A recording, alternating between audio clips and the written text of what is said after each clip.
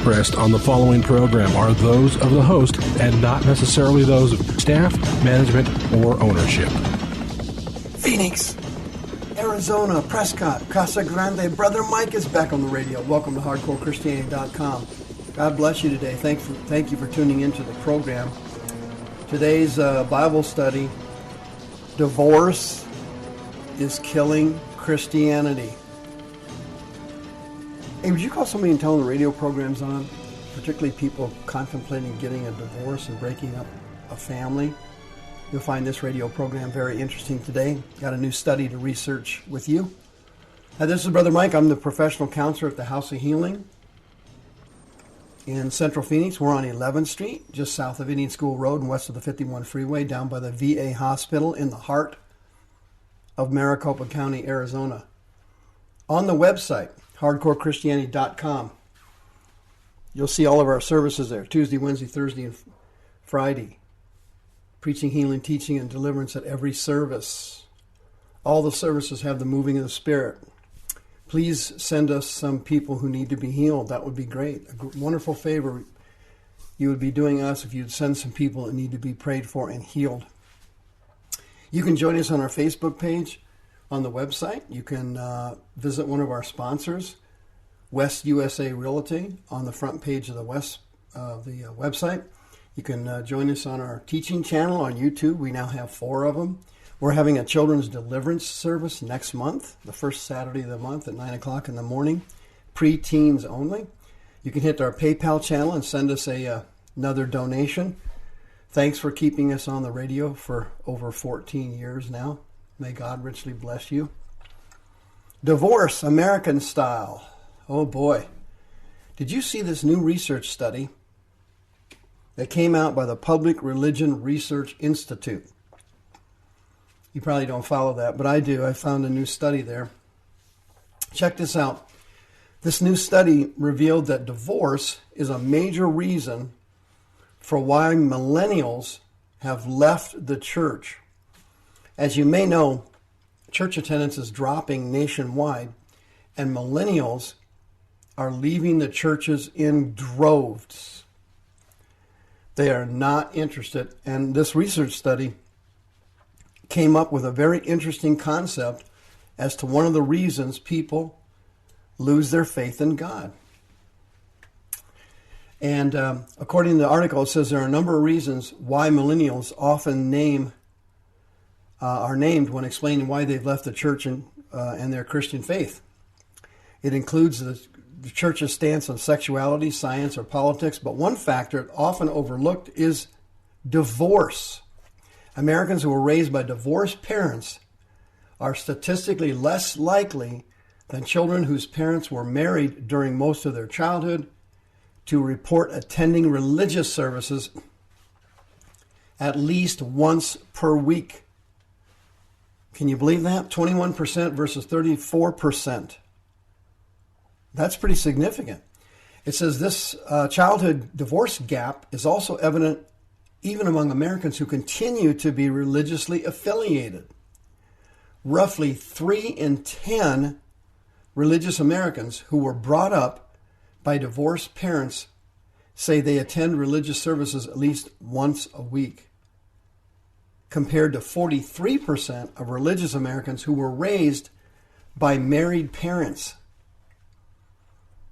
According to the article, it says that this speaks to the church's failure to minister to some of our most vulnerable and innocent members. There was another article I found, the article in the Washington Post. It quotes a guy named Andrew Root, a college professor who wrote a book on spiritual consequences of divorce. He had some interesting statements.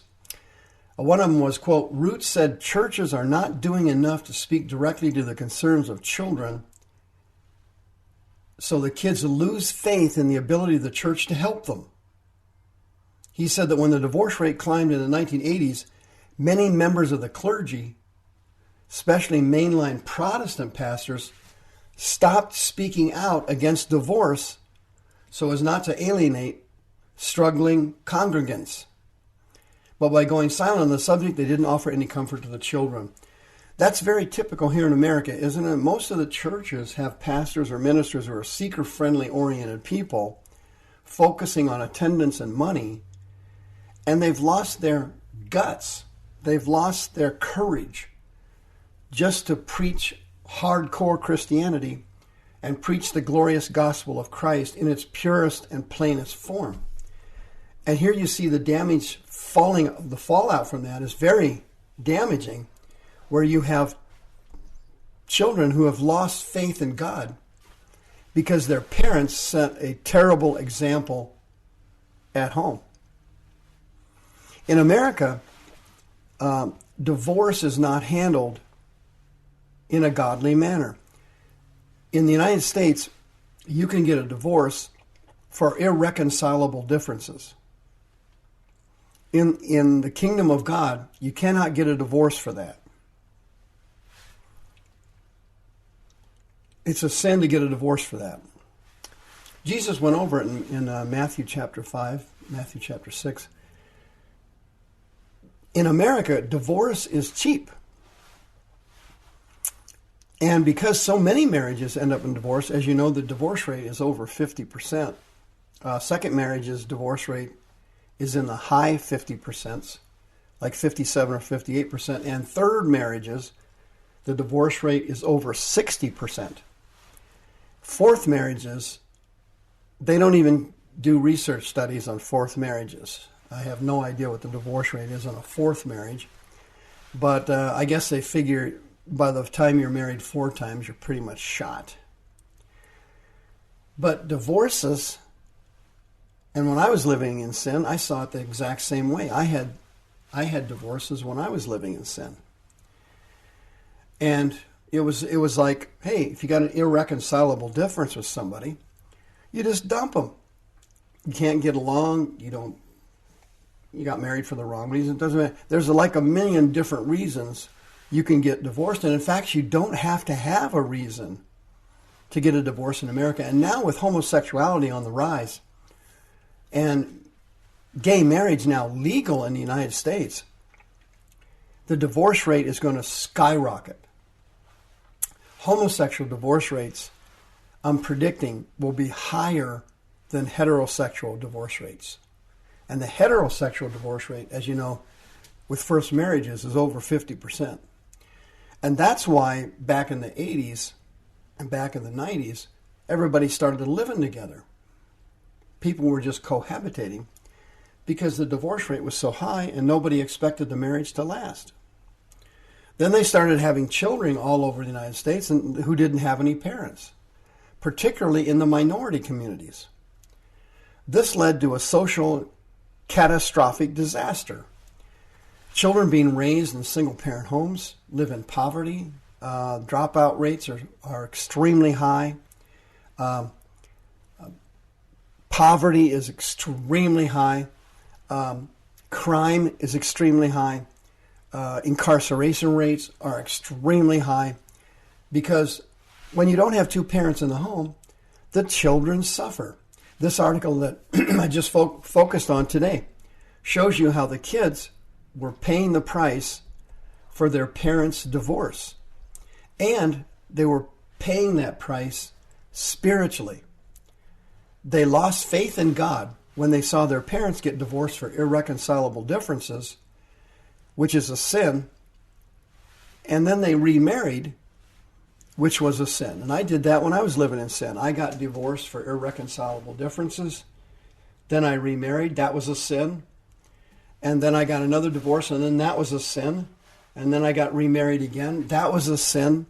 And so you just keep on sinning. Now remember, if you are remarried, and you did sin when you got remarried, and you sinned when you got divorced, that is not an unforgivable sin. You can be forgiven for that. And God has forgiven me for my previous marriages as he has yours. But in the New Testament, there is only one reason for divorce in God's eyes, and that's from porneia or fornication. The Greek word is porneia. It means any form of sexual sin. It is not muikia or adultery. Jesus said it was for fornication, not adultery. So if your husband's on porn, or there's your spouse is a pedophile, or anything like that, any kind of sexual sin at all, is grounds for divorce. Now, you don't have to get divorced. The Bible doesn't require you to get divorced. You can reconciliate the marriages, and that's what I do as a counselor. I've seen numerous marriages reconciled over the years in my counseling practice, but you're legally allowed to get divorced if your spouse is a fornicator. That doesn't mean you have to. You can forgive them. And if you want to, I hope you will. And go see a counselor, someone like me who has the skills and the background to patch the thing up spiritually. But you can see here that divorce scars the children's souls, and they develop an evil heart of unbelief. They develop doubt. Their hearts get hardened, and they lose their faith in God when they see their parents losing their faith in God and getting divorced, and families that break up. You see, particularly in minority communities or low-income areas, you see massive levels of sin in these neighborhoods where the bulk of the people are either divorced or had children out of wedlock and never married, and they're raising children with only one parent or grandparents or an ad hoc family structure evolving. You see tremendous levels of sin, gangster rap music, posses, sin of crime, drugs, sex, porn, wickedness, and evil sweeps through the communities. Crime rates go up, incarceration rates go up.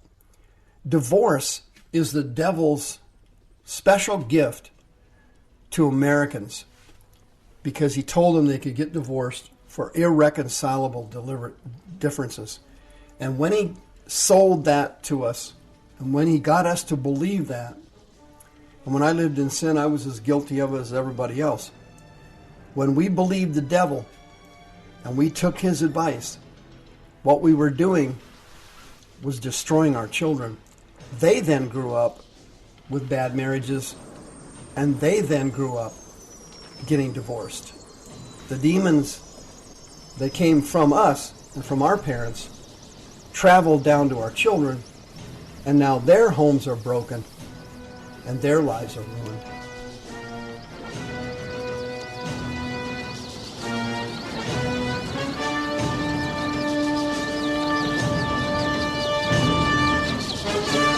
The views expressed on the preceding program are those of the host and not necessarily those of staff, management, or ownership.